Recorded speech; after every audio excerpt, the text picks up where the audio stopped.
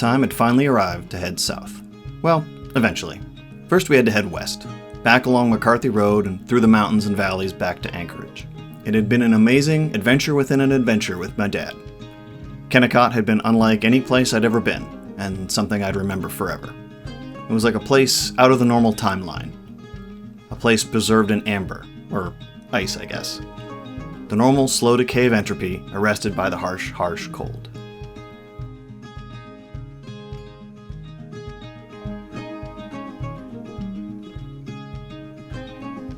On our way back to civilization, we passed one of the most notable man-made features of the state, the Trans-Alaska Pipeline. This 48-inch or 1.2-meter wide pipe carries oil from the north coast of Alaska all the way down south to Prince William Sound.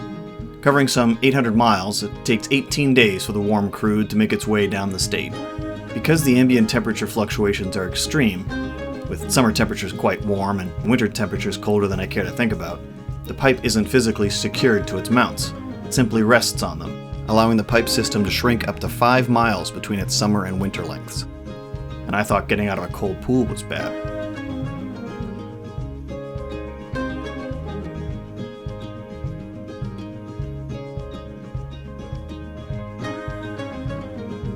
Once back in Anchorage, my dad and I enjoyed a final meal in Alaska, gave our rental truck a much-needed bath, and then it was back on a plane.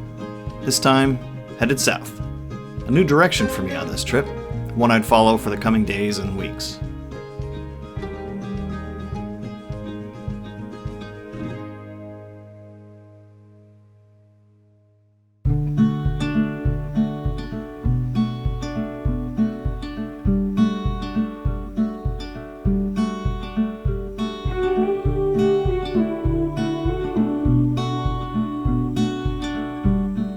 In Seattle, my dad flew home to New Hampshire, and I found my little car right where I left it. So begins part 3 of this adventure. Just west of Seattle is Olympic National Park. Most national parks have a somewhat singular ecosystem. For instance, Glacier National Park has mountains. Olympic, on the other hand, has several distinct ecosystems. Mountains in the middle, forests in the east, a rocky coastline in the west, and even a temperate rainforest. Each are wildly different, and yet they're all within a few miles of each other. A few episodes ago, I talked about how most national parks could be classified into drive-through and location-type parks. Well, you literally can't drive through Olympic, so by default, it's the latter. It's a bit frustrating, though, because getting to the most interesting parts of the park require a lot of driving. Well, part of the problem, I think, is just a few days earlier, I was getting my mind blown by Wrangell St. Elias. So the snow-covered mountains of Olympic were never going to live up. They seemed like adorable little hills in comparison.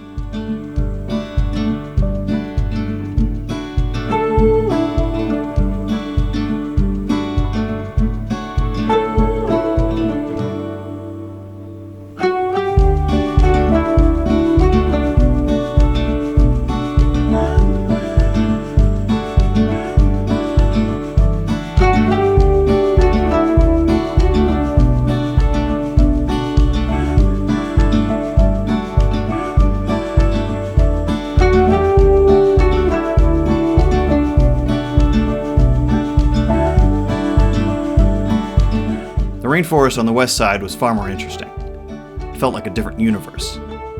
Just a few miles from the snow, the lush green and exceedingly wet trees and plants lived up to the rainforest name for sure, just without the heat and humidity you'd expect from such a place. The weather finally caught up to me here, though. After weeks of almost continuous sunshine, rain descended. I was shocked that the Pacific Northwest would have rain. It's such a famously dry region, so I kept heading south.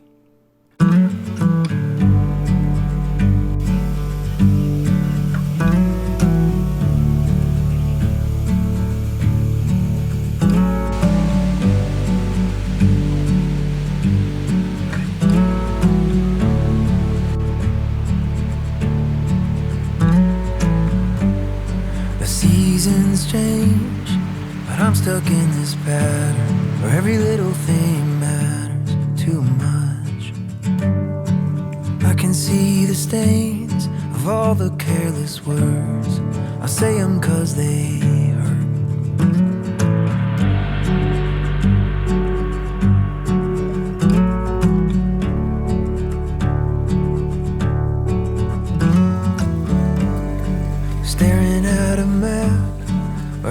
read the legend, I question every method I have. So I'm looking back to how we got things started when I gave you my heart, yeah. Oh, I still know the way. Oh, this train is running late. I seem a little far away, but I'll get there someday. Wait on me, wait on me, wait on me. Wait on me, wait on me, wait on me. I need to reach out and stop our world from spinning. I stopped briefly in the town of Astoria, Oregon. It's the setting and filming location for a baffling number of 80s movies, including the unforgettable classic Goonies. You can even visit the house. Crossing down through Oregon, I eventually reached the state's only national park, Crater Lake. The lake itself is the caldera of an ancient and massive volcano. I didn't have much hope of seeing much though, since the rain hadn't stopped, and as I drove up to the visitor's lodge at 7,000 feet, it was nearly freezing rain. Sure enough, the fog was so thick along the rim you couldn't see more than a few dozen feet in front of you. Huge snowdrifts still piled against the buildings. I got a lunch, took some cheeky videos of where the lake should have been, and started heading out. But literally, as I was making the last turn out of the parking lot, the last place that I would have been able to see the lake, the wind shifted, and there it was. I hopped out, leaving my car on the side of the road, grabbing my camera and taking a few photos. With the hope that this wasn't a fluke, I went back to the parking lot, went out to the rim, and set up my GoPro to take a time lapse. And then I waited. As cold and windy and wet as it was, I'm glad I did. Because sure enough, the wind occasionally moved, opening up a clear view of the incredible azure waters. It was, I think, even more magical discovering it this way. Only one video left, including one of my favorite national parks. See you next time. Thanks for watching. But I'll get there someday.